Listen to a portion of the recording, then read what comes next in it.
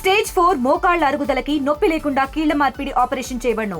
Doctor Ramesh Gajula, endoscopic spine ortho surgeon and pain physician, Panacea spine pain ortho and sleep centre, Uppal, Hyderabad.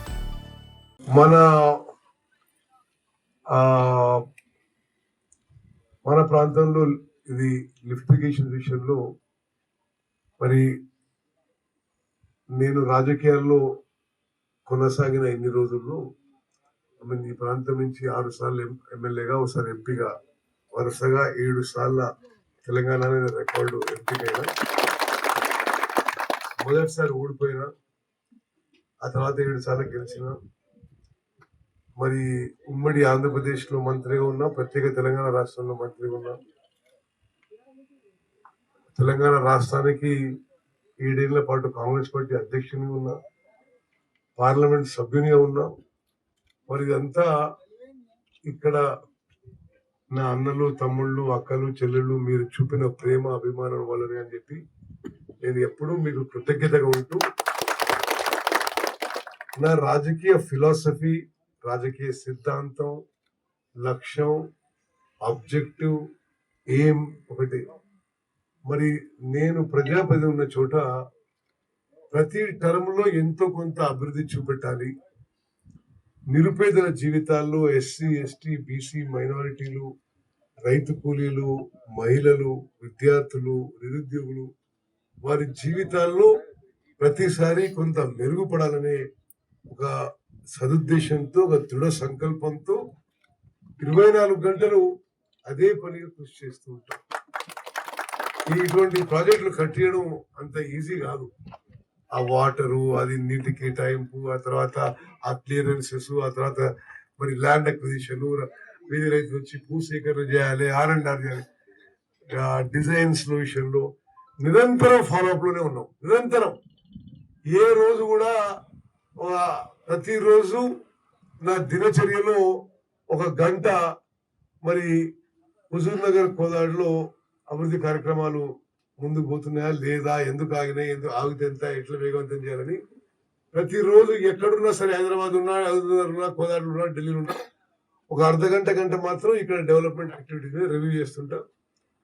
మరి కొన్ని చోట్ల మంచి progress ఉంది, కొన్ని చోట్ల లేదు.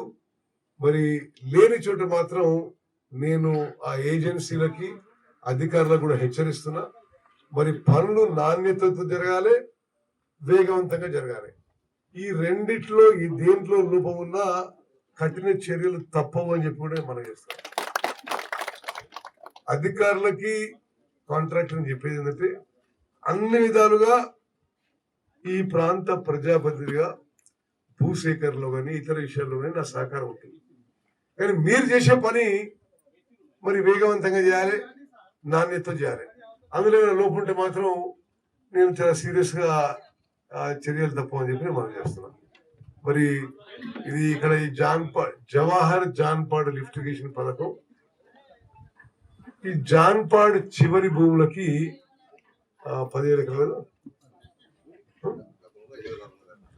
అదే సరే, ఇప్పుడు మొత్తము 10,000 ఎకరాలకి నీళ్లు అందించే ప్రతిపాదన నిర్మాణంలో ఉంది. ఈ 10,000 ఎకరాలతో సహా జాన్పాడ్ చెరువు, మీ అందరికి తెలుసు, జాన్పాడ్ ఒక ప్రసిద్ధిగాంచిన పుణ్యక్షేత్రం. ఎప్పుడు కూడా మంచినీళ్ళ కొరత ఉండొద్దని ప్రత్యేకంగా ప్రొవిజన్ చేసిన జాన్పాడు చెరువు నింపడానికి. ఓకే, మరి సరే, పనులు ఇంకా మొత్తం భూసేకరణ పూర్తయిందా సి గారు? మరి ఆడియో గారు 100% భూసేకరణ పూర్తి చేయాలి. ఓకే, ఎవరి నుంచి అయితే రైతుల నుంచి భూములు తీసుకుంటారో వాళ్ళకు కూడా మరి ఒక న్యాయమైన పరిష్కారం చేయాలి మనం. అంటే మరీ వాళ్ళు ఎక్కువ చేయలేం, కానీ ఎంత ప్రభుత్వం నిబంధనల ప్రకారం ఎంత చేయగలిగితే తప్పనిసరి చేయాలి. నాకు ఈ మొత్తం హుజూర్నగర్ కాన్స్టిట్యున్సీలో అన్ని లిఫ్టిగేషన్ స్కీమ్స్ కింద ఎంత భూసేకరణ పూర్తయింది, ఇంకా R&R ఏమైనా మిగిలిందా, అది ఎప్పటివరకు పూర్తి చేస్తారో మీరు నాకు చెప్పాలని కోరుకుంటున్నాను. సార్ కొంతమందికి ఇవ్వలేదు సార్, రైతు పైపులు వారికి డబ్బులు ఇవ్వలేదు. అదే విధంగా ఇది కాళేశ్వరం ప్రాజెక్టు యొక్క 3 బ్యారేజీల విషయంలో కూడా వాస్తవంగా వాళ్ళ హయాంలోనే కట్టిండ్రు, వాళ్ళ హయాంలోనే కూలిపోయింది, వాళ్ళ హయాంలోనే తెలంగాణ రాష్ట్రానికి తీరని అన్యాయం జరిగింది. మరి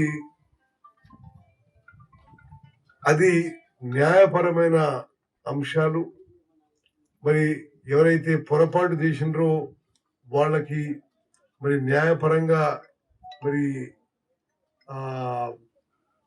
ఎంక్వైరీ కానీ ఇన్వెస్టిగేషన్ కానీ చట్టపరమైన చర్యలు కానీ కొనసాగుతూనే ఉంటాయి.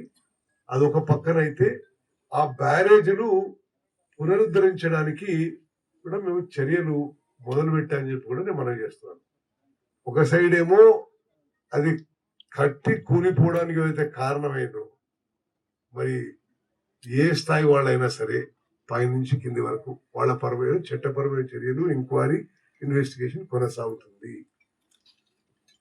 అది కొనసాగుతూనే ఆ బ్యారేజీల పునరుద్ధరణ కోసం కూడా మరి దానికి అవసరమైన geo technical Jio physical investigation NDSA report లో, ఎన్డిఎస్ఏ అంటే national dam safety authority report ప్రకారము మరి మేము ముందు పోతున్న విషయం కూడా తెలంగాణ ప్రజానీకానికి తెలియజేస్తున్నాం.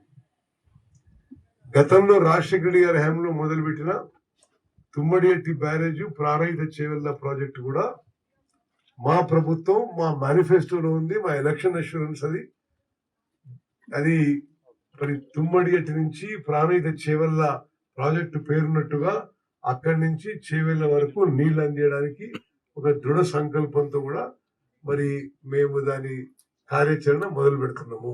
మా హయాంలో న్యాయం జరుగుతుంది. ఇప్పుడు మీకు ఉదాహరణ చెప్పాలంటే తెలంగాణ నదీ జలాల్లో 811 టీఎంసీలో కేటాయింపుల్లో గతంలో ఉన్న బీఆర్ఎస్ ప్రభుత్వం, అప్పుడున్న ముఖ్యమంత్రి కేసీఆర్ గారు, ఇప్పుడున్న ఇరిగేషన్ మంత్రి హరీష్ రావు గారు ఆంధ్రాకి 512 టీఎంసీలు ఇస్తూ మనకి తెలంగాణ రాష్ట్రానికి 299 టీఎంసీలు వాళ్ళు ఒప్పుకోవడం లిఖిత పూర్వకంగా వాళ్ళ హయాంలో 10 ఏళ్ల పాటు అప్పచెప్పడం జరిగింది. మేము వచ్చిన తర్వాత అసలు అది కుదరదు, మనకే 70% నీళ్లు కావాలి కృష్ణా జిల్లాని మనం Krishna water dispute tribunal Brijesh tribunal మీద వాదనలు వినిపించి ఆ కేసు తిరిగి ఓపెన్ చేయించి నేనే ఇరిగేషన్ మంత్రిగా స్వయంగా భారతదేశంలో ఏ ఇంటర్ స్టేట్ వాటర్ ట్రిబ్యునల్ లో ఏ ఇరిగేషన్ మంత్రి స్వయాన పర్సనల్ హాజరైన దాఖలాలు లేవు. నేను పోయినసారి కూడా హాజరైనా, ఇప్పుడు కూడా ఈ వారంలో కూడా ట్రిబ్యునల్ హియరింగ్స్ హాజరవుతున్నా. అదే విధంగా కృష్ణా నదీ జలాల విషయంలో, గోదావరి నదీ జలాల విషయంలో తెలంగాణకి న్యాయపరంగా రావాల్సిన వాటాకి మేము ఏ రాష్ట్రంతో కొట్లాడతాం.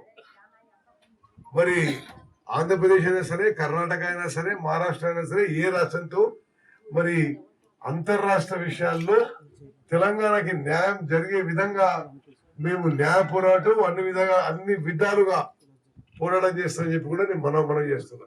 ఈ మధ్య కాలంలో కర్ణాటక ప్రభుత్వం ఏదో ఆల్మట్టిలో 5 మీటర్లు పెంచుకొని వాళ్ళు ఏదో చేస్తున్నారనే ఒక వార్త విని మరి టిఆర్ఎస్ వాళ్ళు అడ్డగోలు మాట్లాడుతున్నారు. అది వాస్తవంగా గతం నుంచి కూడా మరి అన్ని ప్రభుత్వాలు కూడా సుప్రీంకోర్టులో వ్యతిరేకించినాయి. ఇంకా ఇప్పుడు దాన్ని ఇంకా గట్టిగా తీవ్రంగా అన్ని విధాలుగా కేంద్ర ప్రభుత్వం దగ్గర, సుప్రీంకోర్టు దగ్గర కూడా మరి వ్యతిరేకిస్తున్నాము. తెలుగులో ఫాస్టెస్ట్ న్యూస్ ఇప్పుడు కొత్త అవతారంలో 5 సెకండ్లోనే పూర్తి వార్తా సమాచారం మీ చేతిలో. సోషల్ మీడియా ట్రెండ్స్ మీ కళ్ళ ముందుకే live TV and voice search options తో ఇప్పుడే డౌన్లోడ్ చేయండి. యాప్ లింక్ డిస్క్రిప్షన్ లో ఉంది.